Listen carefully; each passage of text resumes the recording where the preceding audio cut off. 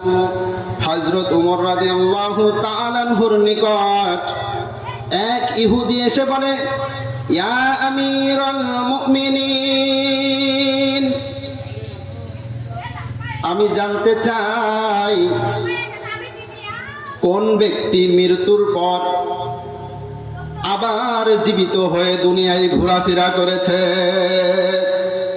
আজীব প্রশ্ন, আশ্চর্য প্রশ্ন। ইয়া আমিরাল মুমিনিন, যদি আপনি আমার প্রশ্নগুলোর উত্তর দিতে পারেন তাহলে আমি ইসলাম ধর্ম গ্রহণ করব। সকলে বলেন সুবহানাল্লাহ। বন্ধুগণ আমার, এরকম একে একে 4টি প্রশ্ন করেছেন। 4টি প্রশ্নের উত্তর দিতে গেলে 4 ঘন্টা চলে যাবে, উত্তর শেষ হবে না।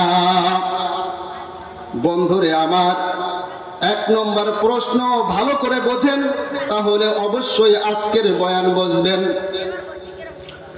ওই ইহুদি বলল, ইয়া আমিরাল মুমিনিন, কোন ব্যক্তি দুনিয়ায় মৃত্যুবরণ করেছে, এরপরে আবার তাকে জিন্দা করা হয়েছে, আবার দুনিয়ার মধ্যে সাধারণ মানুষের মতো বসবাস করেছে। আমার 2 নম্বর প্রশ্ন, সূর্যের তাপ জীবনে একদিন একবার পড়েছে, আর কিয়ামত পর্যন্ত ওই স্থানে সূর্যের আলো পড়বে না। যদি আপনি প্রশ্নের উত্তর দিতে পারেন তাহলে আমি অবশ্যই মুসলমান হয়ে যাব। বন্ধুরা রে আমার, হযরতে ওমর রাদিয়াল্লাহু তাআলা আনহু বললেন যে আপনার প্রশ্নের উত্তর দেওয়ার জন্য আমার প্রয়োজন নেই। ছোট্ট ইবনে আব্বাস রাদিয়াল্লাহু তাআলা আনহু তিনি অবশ্যই আপনার প্রশ্নের উত্তর দিয়ে দেবেন। সকলে বলুন সুবহানাল্লাহ। ইবনে আব্বাসকে ডাকা হলো। হ্যাঁ, ইবনে আব্বাস, যিনি রাইসুল মুফাসসিরিন, পৃথিবীর বুকে যত মুফাসসির এসেছে তার অনুকরণ ছাড়া একটি আয়াতের ব্যাখ্যা করা সম্ভব নয়। তিনাকে ডাক দেয়া হলো, তিনি উপস্থিত হলেন। উপস্থিত হওয়ার পরে এই প্রশ্নগুলো তার নিকট রিপিট করা হলো। এবার ইবনে আব্বাস রাদিয়াল্লাহু তাআলা আনহু বললেন, আমি এমন এক গ্রন্থ থেকে উত্তর দেব যেটা কোনো সাধারণ গ্রন্থ নয়, যার মধ্যে কোনো ভুল নেই। এমনকি যারা এই কোরআনকে নিয়ে গবেষণা করেছে, ইহুদি হোক খ্রিস্টান হোক, যারা এই কোরআনকে নিয়ে গবেষণা করেছে, গবেষণা করতে করতে গবেষণার এক পর্যায়ে তারা ইসলাম ধর্ম গ্রহণ করতে বাধ্য হয়েছে। সুবহানাল্লাহ।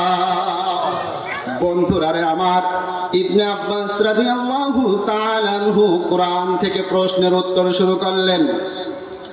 ইবনে আব্বাস বললেন, ক্বালা আন্না ইউহয়ি হাযিহিল্লাহু বা'দা মাউতিহা।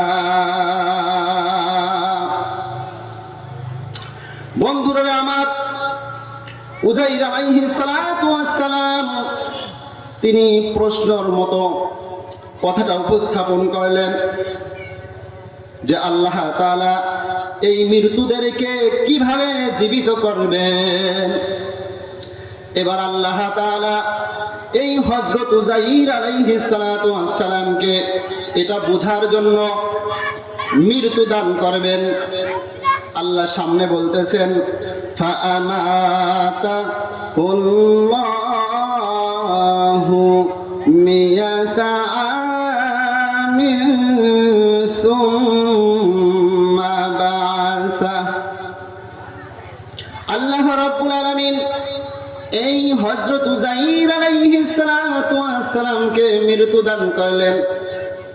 এই মৃত্যুর সময় ছিল মিয়াতা আমিন, 100 বছর। কত বছর? মিয়াতা আমিন, 100 বছর অতিবাহিত হয়ে গেল। সুম্মা বা'সাহু, এরপর আল্লাহ রাব্বুল আলামিন হযরতে উযাইর আলাইহিস সালাতু ওয়াস সালামকে আবার জীবিত করল। দুনিয়ার মধ্যেই মৃত্যু, দুনিয়ার মধ্যে আবার জীবন দান করলেন। এরপরে আল্লাহ তাআলা প্রশ্ন করেন, ক্বালা কাম লাবিস্তা, উযাইর রে তুমি কত দিন, কত মাস, কত বছর মৃত্যু অবস্থায় ছিলে?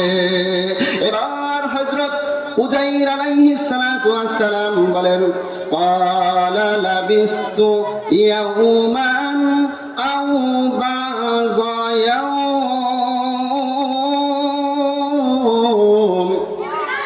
হযরত উযাইর আলাইহিস সালাতু ওয়াস সালাম বলেন, আমি সম্ভবত একদিন অথবা তার থেকে কিছু কম ছিলাম। এবার আল্লাহ তাআলা ডাক দিয়ে বলেন, ক্বালা কাম লাবিস্তা, ক্বালা বাল লাবিস্তা মিয়াতা আমিন ফানজুর ইলা তাআমিকা ওয়া শারাবিকা লাম ইয়াতাসান্নাহ। আল্লাহ বলেন, না না, তুমি একদিনও ছিলে না, একদিনের থেকে কিছু কমও ছিলে না, তোমার মৃত্যু 100 বছর দেয়া হয়েছিল। সুবহানাল্লাহ। বন্ধুরে আর আমার 100 বছর ওই মৃত্যু অবস্থা আল্লাহ রাব্বুল আলামিন হযরত উযাইর আলাইহিস সালাতু ওয়াস সালামকে রেখে দিলেন। এরপর আল্লাহ বললেন, ফানজুর ইলা তাআমিক, তুমি সফরে যাইতেছিলে, তোমার কাছে যেই খানা পিনা ছিল ওই খানার দিকে লক্ষ্য করে দেখো, ওয়া শারাবিক, এবং পান করার জন্য যেই বস্তু ছিল, যেই জিনিস ছিল তার দিকে লক্ষ্য করে দেখো, লাম ইয়াতাসান্নাহ, কিছুই নষ্ট হয়নি। সুবহানাল্লাহ। 100 বছর অতিবাহিত হয়ে গেছে, খানা পিনা কিচ্ছু নষ্ট হয়নি, কিন্তু মৃত্যু হয়েছে 100 বছর। কত বছর? জোরে বলুন। কত বছর? আরো জোরে বলুন। বন্ধুরা রে আমার, এবার আল্লাহ রাব্বুল আলামিন বলেন, ওয়ানজুর ইলাল ইযাম ওয়ানজুর ইলা হিমারিক, এবং তুমি লক্ষ্য করো তোমার গাধার দিকে, যেই গাধাটা তুমি নিয়ে সফরে বের হয়েছিলে সেই গাধার দিকে লক্ষ্য করো। ওয়ালিনাজআলাকা আয়াতান লিন্নাস,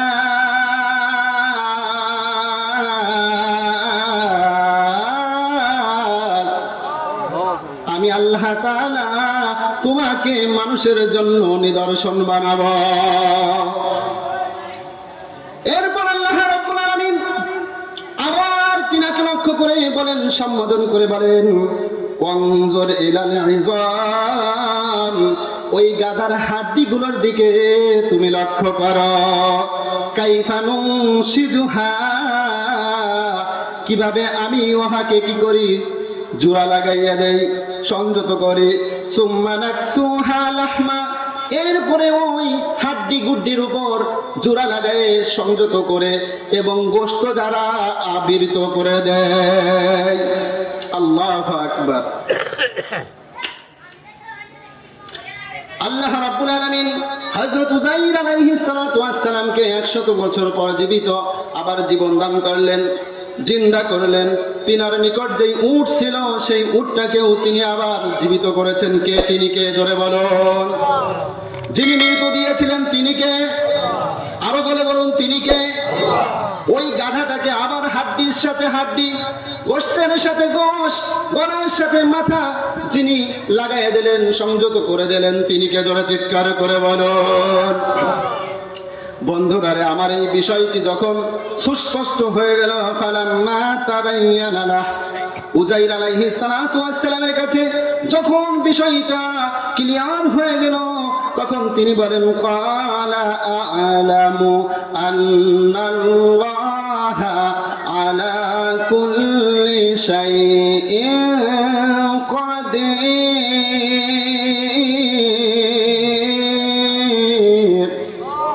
বন্ধুরা রে আমার, হযরত উযাইর আলাইহিস সালাতু ওয়াস সালাম বলেন, আমি জানি নিশ্চয়ই আল্লাহ তাআলা প্রত্যেক জিনিসের উপর ক্ষমতাশীল, ক্ষমতাবান। প্রশ্নের উত্তর কে দিয়েছেন? ইবনে আব্বাস রাদিয়াল্লাহু তাআলা আনহু প্রশ্নের উত্তরটা ক্লিয়ার করেছেন। এবার ইহুদি বলে, কোন স্থানে সূর্যের আলো একবার পড়েছে সেটা আমি একটু জানতে চাই। প্রশ্ন করাম খুব জটিল। প্রশ্ন কি খুবই জটিল। উত্তর যিনি দিচ্ছেন তিনি অনেক জ্ঞানের অধিকারী, না হলে উত্তর দিতে পারে না। বন্ধুরারে আমার, এবার দ্বিতীয় প্রশ্নের উত্তর। হযরত ইবনে আব্বাস রাদিয়াল্লাহু তাআলা আনহু ডাক দিয়ে বলে, ও ভাই, আমি ছোট হতে পারি কিন্তু আমার উত্তরগুলো যথাযথ হচ্ছে, আনসার যথাযথ হচ্ছে। আমি কোন মানুষের বানানো উত্তর দিয়ে উত্তর দিচ্ছি না, অ্যানসার দিচ্ছি না। আমি যে উত্তরগুলো দিচ্ছি আল্লাহ রাব্বুল আলামিন এমন কিতাবের মধ্যে নাজিল করেছেন যার উপরে আর কোন কিতাবে নেই। আল্লাহু আকবার। এবার রাইসুল মুফাসসিরিন ইবনে আব্বাস রাদিয়াল্লাহু তাআলা আনহু বলেন, ভাই আপনি লক্ষ্য করে শুনুন, সূর্যের তাপ, সূর্যের আলো একমাত্র যখন মুসা আলাইহিস সালাতু ওয়াস সালাম সমুদ্রের লাঠি দিয়ে আঘাত করেছিল আর পথ হয়ে গিয়েছিল, কার সময়ের ঘটনা? জোরে বলুন। ইনার শত্রু কে ছিল? বলেন। ফিরাউন। তো যখন বাড়ি দিয়েছিল, বাড়ি দেওয়ার সাথে সাথে রাস্তা হয়েছিল, আর ওই রাস্তায় একবারই মাত্র আলো পড়েছিল, সূর্যের তাপ পড়েছিল। ইহুদি এবার আশ্চর্য হয়ে গেল, ব্যাপারটা কি? কিভাবে এই ছোট মানুষটা সুন্দর করে উত্তর দিয়ে দেয়? এইগুলো দেখে তিনি আশ্চর্য বোধ করে কালিমা পড়লেন, লা ইলাহা ইল্লাল্লাহু মুহাম্মাদুর রাসূলুল্লাহ। আল্লাহু আকবার। মুসলমান হয়ে গেল। এবার তিনি ইসলাম ধর্ম গ্রহণ করলেন। এবার ইসলামের পথে হাঁটার জন্য, জীবন যাপন করার জন্য উপদেশ গ্রহণ করতে চাই। ইয়া আমিরুল মুমিনিন, আমাকে আপনি উপদেশ দিন। রাসূল সাল্লাল্লাহু আলাইহি ওয়াসাল্লাম আপনাদেরকে যেভাবে উপদেশ দিয়েছে ওই উপদেশগুলো আমাকেও দিন। আমি সেই অনুযায়ী নিজের লাইফটাকে, নিজের বাকি জীবনটাকে পরিচালনা করতে চাই। আল্লাহু আকবার। কিন্তু আমরা তো জন্মগতভাবেই মুসলমান, ঠিক কিনা ধরে বলুন? জন্মগতভাবে মুসলমান, কালিমা পড়েছি, কালিমা শুদ্ধভাবে উচ্চারণ করতে পারি, কিন্তু আজান হয় এই সময় আমি ব্যাগ একটা হাতে নিয়ে বাজার করতে চলে যাই, ঠিক কিনা জোরে বলুন? আহা, জন্মগতভাবে মুসলমান হয়েছি, নামাজের ধার ধারি না, নামাজের ধার ধারি না। সবচেয়ে বড় দুঃখের বিষয়, নামাজ থেকে আমরা গাফেল। নামাজের প্রতি আমাদের উৎসাহ নেই, আগ্রহ নেই, মহব্বত নেই, ভালোবাসা নেই, যার কারণে আজকে মুসলমানরা বিভিন্ন দেশে, বিভিন্ন স্থানে, বিভিন্ন জায়গায় লাঞ্ছিত, অপদস্থ, ঠিক কিনা জোরে চিৎকার করে বলুন। বন্ধুরারে আমার, রাষ্ট্র পরিচালনা করেছে একজন সাহাবী শুধু নামাজ দিয়ে। রাসূল সাল্লাল্লাহু আলাইহি ওয়াসাল্লাম বলেছেন, হে আমার দোস্ত, তোমার রাষ্ট্র পরিচালনা করতে হবে। তিনি বুজুর্গ সাহাবী ছিলেন, বললেন না না, আমার দ্বারা সম্ভব নয়। এরপরে রাসূল সাল্লাল্লাহু আলাইহি ওয়াসাল্লাম তাকে বললেন, না, তোমারই রাষ্ট্র পরিচালনা করতে হবে। এরপর ওই সাহাবী নামাজে দাঁড়াইয়া গেল। দায়িত্ব পাওয়ার পরে নামাজে দাঁড়াইয়া আল্লাহ রাব্বুল আলামিনের সাথে কথোপকথন করে, আর নামাজ শেষে দুহাত তুলে দোয়া করে, আল্লাহ তুমি আমার রাষ্ট্রের মানুষদেরকে ভালো করে দাও। আর ওই রাত্রে সমস্ত বডিগার্ডদেরকে, সমস্ত গার্ডদেরকে, সেনাবাহিনী, নৌবাহিনী, আরো যত বাহিনী আছে সব বাহিনীকে উঠায় আনলো। ওই রাত্রে যত ধরনের খারাপ লোক ছিল তারা মনে করলো এই বুজুর্গ সাহাবী রাষ্ট্র চালাইতে পারবে না, আজকে রাত্রেই আমাদের যা নেওয়ার দরকার আমরা নিয়ে নেব। বন্ধুরা আমার, এবার সবাই দুই রাস্তায় বের হয়ে গেল। উত্তর দিক দিয়ে এক দল, দক্ষিণ দিক দিয়ে আর এক দল। ওরা মনে করছে কোনো বাহিনী নেই, আমরা আজকে রাত্রে জানি আর ছিনতাই করে নেব, ডাকাতি করে নেব। এবার উত্তর দিকে যারা বের হয়েছে তারা মনে করলো যে ওই যে মনে হয় আবার বুজুর্গ সাহাবী বের করে দিয়েছে। তারা আবার মনে করতেছে যে উত্তর পাশ দিয়ে মনে হয় আইনের লোকদেরকে বের করে দিয়েছে, সেনাবাহিনীদেরকে বের করে দিয়েছে, পুলিশদেরকে বের করে দিয়েছে। এই দুই দল সামনাসামনি হয়ে মারামারি করতে করতে, কাটাকাটি করতে করতে ওই এক রাতের মধ্যে যত খারাপ লোক ছিল সব শেষ হয়ে গেছে। জোরে বলেন সুবহানাল্লাহ। নামাজ যদি নামাজের মতো হয়, নামাজ দিয়েই রাষ্ট্র পরিচালনা করা যায়, ঠিক কিনা জোরে বলুন। দুঃখের বিষয়, আজ আমাদের নামাজ ঠিক হচ্ছে না, নামাজ আমরা ঠিক মতো পড়ি না। আজান হয় আর আমরা ব্যাগ হাতে নিয়ে কোথায় যাই? বাজারে যাই, দোকানে যাই। বন্ধুরা রে আমার, আরো দুঃখের বিষয়, নিজের ছেলে ইংলিশ মিডিয়ামে পড়ালেখা করে, তাকে ইংরেজিতে কথা বলতে বললে সুন্দর সুন্দর কথা বলে। একজন বলেছে, ভাই কালিমার অর্থটা কি? সে বলে, I am not 100% sure, but Allah তাআলার রহমত। নাউজুবিল্লাহ। মুসলমানের ঘরে জন্ম নিয়ে ইংরেজি ভাষায় অনর্গল কথা বলে, কিন্তু কালিমার অর্থ কি এটা জানে না, জানে না, জানে না। বন্ধুরা রে আমার, এই তো আমাদের জন্মগত মুসলমানের অবস্থা। আর যেই বিধর্মী সে ইসলাম গ্রহণ করলো, আল্লাহু আকবার, তার প্রতিটা কাজ রাসূলের উপদেশ, রাসূলের হাদিস অনুযায়ী বাকি জীবন পাই টু পাই অনুকরণ করে জিন্দেগি শেষ করেছেন। আহা, আমরা মুসলমানের ঘরে জন্ম নিয়েছি কিন্তু আমাদের শুকরিয়া নেই। আরে ভাই, শুকরিয়া কাকে বলে? আল্লাহ রাব্বুল আলামিন আপনাকে ধনী বানাইছে, অনেক ধন সম্পদ দিয়েছে। এখন যদি আপনি তাসবিহ একটা নিয়ে বলেন সুবহানাল্লাহ, সুবহানাল্লাহ, সুবহানাল্লাহ, আপনি যাকাতও দেন না, হজও করেন না রে ভাই। আপনার বাড়ির পাশের লোক না খেয়ে আছে, অনাহারে আছে, দুইটা কাপড় দিয়ে সারা বছর কাটিয়ে দেয়, কয়েক জায়গায় তালি লাগাইছে। আর আপনাকে আল্লাহ তাআলা এত সম্পদ দিয়েছে, আপনার স্ত্রীর 12টা কাপড়, আপনার নিজের 13-14টা কাপড়, আপনি খোঁজ খবর কিছুই নেন না। তাসবিহ একটা নিয়ে শুধু বলেন সুবহানাল্লাহ, সুবহানাল্লাহ। এটা ধোঁকাবাজি ছাড়া আর প্রতারণা করা ছাড়া কিছুই নয়, ঠিক কিনা? জোরে চিৎকার করে বলো। আল্লাহ যদি আপনাকে ধনী বানায়, তার শুকরিয়া অবশ্যই আদায় করতে হবে। মাদ্রাসায় দান করে, মসজিদে দান করে, গরিব মানুষদেরকে সহযোগিতা করে। আবার এই কথা মনে করেন না হুজুর মানাই হুজুরের মাদ্রাসার জন্য টাকা কালেকশন করবে। বন্ধুরা রে আমার, আমি বুঝের জন্য বলতেছি, মুসলমানের ঘরে জন্ম নিয়ে আমার শুকরিয়া ঠিক মতো আদায় হচ্ছে না। আমার শুকরিয়া যদি ঠিক মতো আদায় না হয়, তাহলে আমাদের অবস্থা কেমন হবে?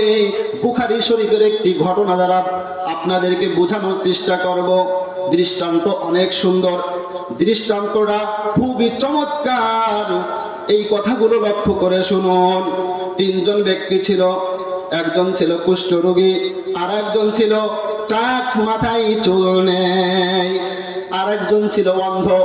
সংক্ষেপে বলবো, আল্লাহ রাব্বুল আলামিন জিবরাইল আলাইহিস সালাতু ওয়াস সালামকে প্রেরণ করলেন, যাও ওই 3 জন ব্যক্তিকে তুমি পরীক্ষা নাও। প্রথম যাবে কুষ্ঠরোগীর কাছে, দ্বিতীয়ত যাবে যেই ব্যক্তি টাক তার কাছে, তৃতীয় যাবে যেই ব্যক্তি অন্ধ তার কাছে। বন্ধুরা রে আমার, হযরত জিবরাইল আলাইহিস সালাতু ওয়াস সালাম কুষ্ঠরোগী ব্যক্তির কাছে আসলো।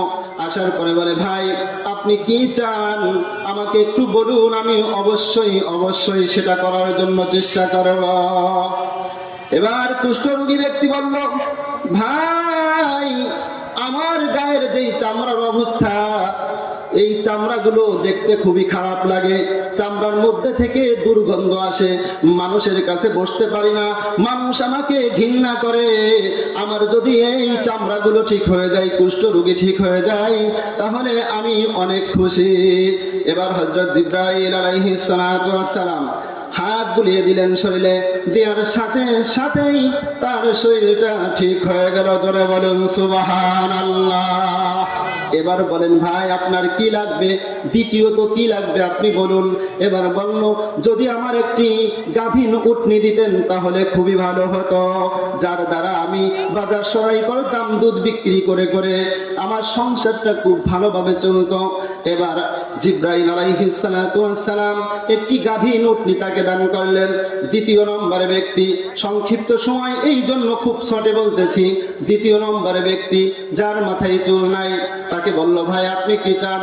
দ্বিতীয় নম্বর ব্যক্তি বলল,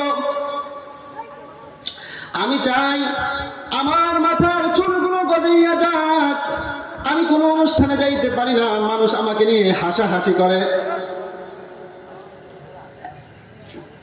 মানুষ আমাকে নিয়ে হাসাহাসি করে, ঠাট্টা করে, এমনকি জামাই বাড়ি যাওয়ার সময় ক্যাপ মাথায় দিয়ে যাইতে হয়।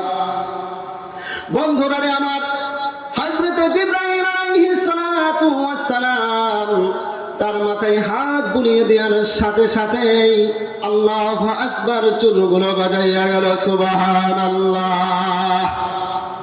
এবার বললেন, ভাই আপনার আর কি জিনিস প্রয়োজন আমাকে একটু বলুন।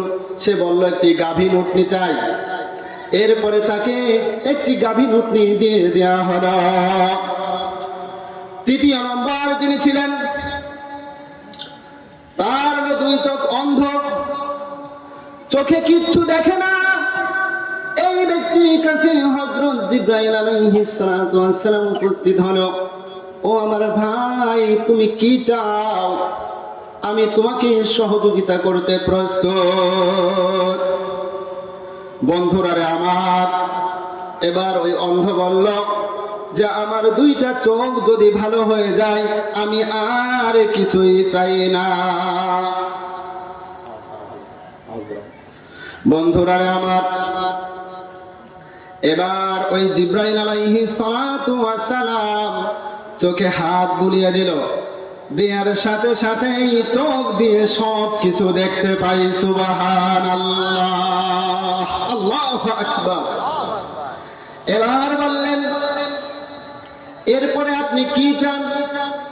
ওই অন্ধ ব্যক্তি যে ভালো হয়ে গেল, দৃষ্টিশক্তি ফিরে পেল, সে বলল, আমি একটি গাভীন ছাগল চাই। তাকে গাভীন একটি ছাগল দিল। দেখতে দেখতে 10-12 বছর অতিবাহিত হয়ে গেল। যাকে উট দিয়েছিল তার উট দ্বারা ভরপুর হয়ে গেছে, যাকে গাভী গাই দিয়েছিল তার গরুর ধারা ভরপুর হয়ে গেছে, যাকে ছাগল দিয়েছিল তার ছাগল দ্বারা ভরপুর হয়ে গেছে। বন্ধুরা আমার, এবার আল্লাহ রাব্বুল আলামিন পরীক্ষার জন্য পাঠিয়ে দিলেন, যাও যাও ওই 3 জন ব্যক্তিকে পরীক্ষা নাও, এরা আসলে ধন সম্পদ পায় শুকরিয়া ঠিক মতো আদায় করেছে কিনা। বন্ধুরা আমার, জিবরাইল আলাইহিস সালাতু ওয়াস সালাম প্রথম ব্যক্তির কাছে এসে বলল, ভাই আমি তো অসহায়, আমার বাড়ি পর্যন্ত পৌঁছানোর জন্য একটা উট প্রয়োজন, আমাকে কি একটা উট দিয়ে যায়? সে বলল, না না। আরো ধমকি দিয়ে বলল, এখান থেকে যাও, কোনো উট টুট দিতে পারবো না। মালের শুকরিয়া আদায় করতেছে? আদায় করতেছে না। শুধু সুবহানাল্লাহ সুবহানাল্লাহ বললেই শুকরিয়া আদায় হয় না। বন্ধুরা আমার, এবার জিবরাইল আলাইহিস সালাতু ওয়াস সালাম বললেন, তুমি কি কুষ্ঠরোগী ছিলে না? তোমার গাই দিয়ে কি দুর্গন্ধ আসতো না? তুমি কি অভাবগ্রস্ত ছিলে না? সে বলল, না না, আমি কোনো অভাবগ্রস্ত ছিলাম না, আমি বাপদাদার কাল থেকেই ধনী ছিলাম, উটের মালিক ছিলাম। হযরত জিবরাইল আলাইহিস সালাতু ওয়াস সালাম বললেন, যদি অবস্থা এরকমই হয়, বিষয়টা যদি এরকমই হয়, আল্লাহ রাব্বুল আলামিন তোমার নাশুকরিয়া করার কারণে তোমার মালগুলো ছিনতাই করে ছিনাই নে। বন্ধুরা রে আমার, ছিনাই নিক তোমার মালগুলো। এবার মালগুলো আল্লাহ রাব্বুল আলামিন ধীরে ধীরে ছিনাই। পর্দার আড়ালের মা ও বোনেরা, আপনারা একটু আগে বসেন, লোক সংখ্যা বেশি হয়ে গেছে, বসার জায়গা পাচ্ছে না। বন্ধুরা রে আমার, এবার আল্লাহ রাব্বুল আলামিন ছিনাই নিলেন মালগুলো, সম্পদগুলো ছিনাই নিলেন। দ্বিতীয় নম্বর ব্যক্তি, মনে আছে আপনাদের দ্বিতীয় নম্বর ব্যক্তি কারা? দ্বিতীয় নম্বর ব্যক্তি ছিল মাথায় টাক, চুল নেই। এবার হযরত ইব্রাহিম আলাইহিস সালাতু ওয়াস সালাম দ্বিতীয় নম্বর ব্যক্তির কাছে উপস্থিত হয়ে বলল, ভাইরে আমার, আমি তো অসহায় বান্দা, অসহায় ব্যক্তি, আমাকে কিছু সহযোগিতা করা যায় কিনা? ডাকলা বলে, কোনো গরু দিয়া যাবে না, কোনো সহযোগিতা আমি করব না। হযরত জিবরাইল আলাইহিস সালাতু ওয়াস সালাম বললেন, আপনি কি অসহায় ছিলেন না? আপনার মাথায় তো কোনো চুল ছিল না। ওই ব্যক্তি বলল, না না, আমার মাথার চুল আগে থেকেই ছিল, আমার মাথায় কোনো সময় চুল ছাড়া আমি ছিলাম না।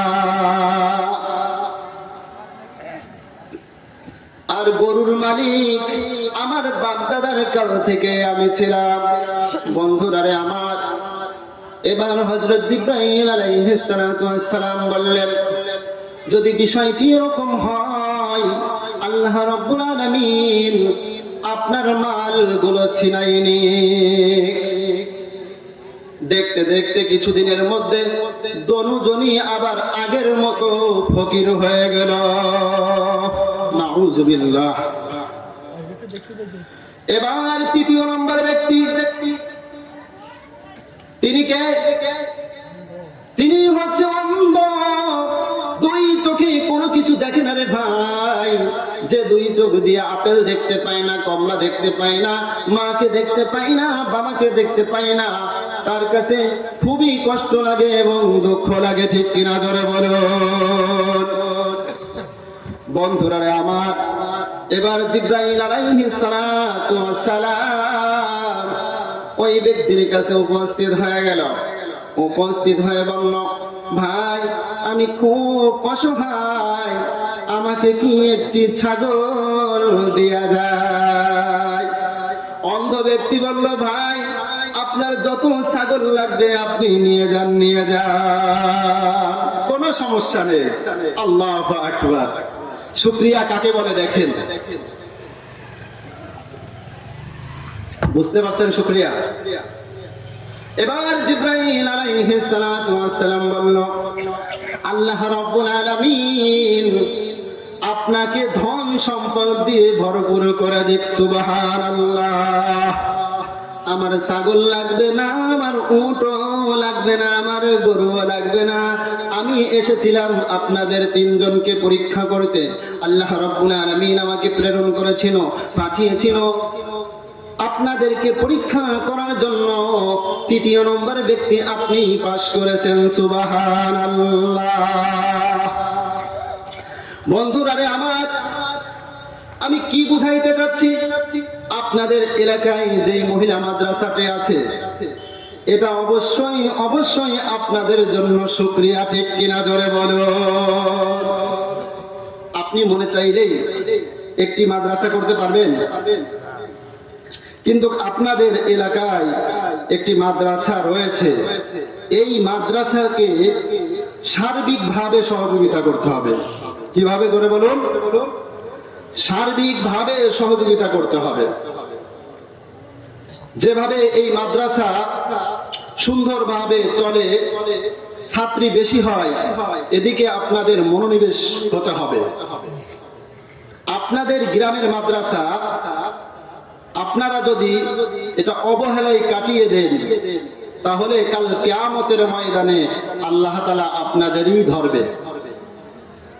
আমি বলেছিলাম শুকরিয়া শুধু তাসবিহ গুনলেই হয় না, শুকরিয়া আদায় করতে হলে টাকা খরচ করে হজ করতে হয়, টাকা খরচ করে দান করতে হয়, টাকা দিয়ে মানুষকে সহযোগিতা করতে হয়, মসজিদে মাদ্রাসায় দান করতে হয়, গরিবের কাপড় চুপুর কিনে দিতে হয়, তাদের খোঁজ খবর নিতে হয়, তাহলেই শুকরিয়া আদায় হয়। বন্ধুরা রে আমার, গরম কথা বলা আমার উদ্দেশ্য নয়, কিন্তু দুঃখের বিষয়, পরিতাপের বিষয়, আজ সমাজে গরিব মানুষগুলো অবহেলিত, আজ সমাজে ছোট মানুষগুলো, নিম্ন শ্রেণীর মানুষগুলো অবহেলিত। ঠিক কিনা জোরে চিৎকার করে বলুন। এই মাদ্রাসাও আপনাদের ভালো করে সবাই পরামর্শ সাপেক্ষে জোরদার ভাবে ধরতে হবে, পরিচালনা করতে হবে। যারা পরিচালক আছে বা যিনি পরিচালক আছে তিনাকে 10 জন পরামর্শ দিতে হবে, ভালো পরামর্শ। সেই পরামর্শ অনুযায়ী এই মাদ্রাসা চলতে হবে। যিনি আছেন দায়িত্বশীল, তাকে পরামর্শ দেওয়ার পরে যদি তিনি না মানে, তখন ঝামেলা হওয়ার আশঙ্কা আছে। এজন্য তিনি আশেপাশের 10 জন 20 জনকে নিয়ে পরামর্শ করে ভালো হুজুর রাখবে, ভালো শিক্ষিকা রাখবে। আপনারা আপনাদের নিজেদের মেয়েদেরকে কোরআন শিক্ষা দেবেন, হাদিস শিক্ষা দেবেন। দুঃখের বিষয় বলতে হয়, আজকে বয়স হয়ে যাচ্ছে প্রায় 30, কিন্তু কালিমার অর্থ জানে না। কালিমার অর্থ জিজ্ঞাসা করলে বলে I am not 100% sure, but Allah তাআলার রহমত। যেই মুসলমানের বাচ্চা কোরআন পড়তে পারে না, যেই মুসলমানের ছেলে কালিমার অর্থ জানে না, আপনি আপনার নিজেকে প্রশ্ন করুন, আপনি কোন ধরনের মুসলমান? 1 নম্বরের মধ্যে আছেন, নাকি 2 নম্বরের মধ্যে আছেন, নাকি ছাগলের 3য় বাচ্চার মতো 2 বাচ্চাই দুধ খায় আর 3য় নম্বর বাচ্চা শুধুই লাফালাফি করে? ঠিক কিনা জোরে বলুন। বন্ধুরা আমার, আমি আগেই বলেছি, রাগ করেন এরকম কোনো কথা বলবো না, কিন্তু বুঝতে হবে আপনাদের। সামনে চলে আসছে 14ই ফেব্রুয়ারি। এই সময় মুসলমানের ছেলে, মুসলমানের মেয়ে, তারা অবাধে চলাফেরা করবে। আপনি মুসলমানের ঘরে জন্ম নিয়ে, মুসলমানের ছেলে হয়ে, মুসলমানের মেয়ে হয়ে আপনার নিজের মেয়েকে ভালোবাসা দিবস নামে ছেড়ে দিচ্ছেন। রাত 10টা হয়ে যাচ্ছে, 11টা হয়ে যাচ্ছে, কোনো খোঁজ খবর আপনি নিচ্ছেন না। আপনি আপনার নিজেকে প্রশ্ন করুন, এই বেহায়াপনা দিবস যারা পালন করে তারা কি আসলেই মুসলমান? নবী পাক সাল্লাল্লাহু আলাইহি ওয়াসাল্লাম বলেছেন, যারা এই ভালোবাসা বেহায়াপনা দিবস পালন করে সে যদি মুসলমানের মেয়ে হয়, মুসলমানের ছেলে হয়, আমি নবী বলতেছি এরা ইসলাম থেকে বহিষ্কৃত। ইসলামের মধ্যে এদের কোনো জায়গা নাই, এমনকি জান্নাতের মধ্যে এদের জায়গা হবে না। ঠিক কিনা জোরে বলুন।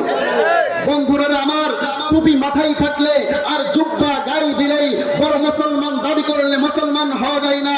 নবী পাক সাল্লাল্লাহু আলাইহি ওয়াসাল্লাম যেইভাবে চলেছেন, সাহাবীদেরকে যেইভাবে বলেছেন, রাসূলের পদঙ্ক অনুসরণ যদি আপনি করতে পারেন, তাহলেই আপনার শুকরিয়া আদায় হবে।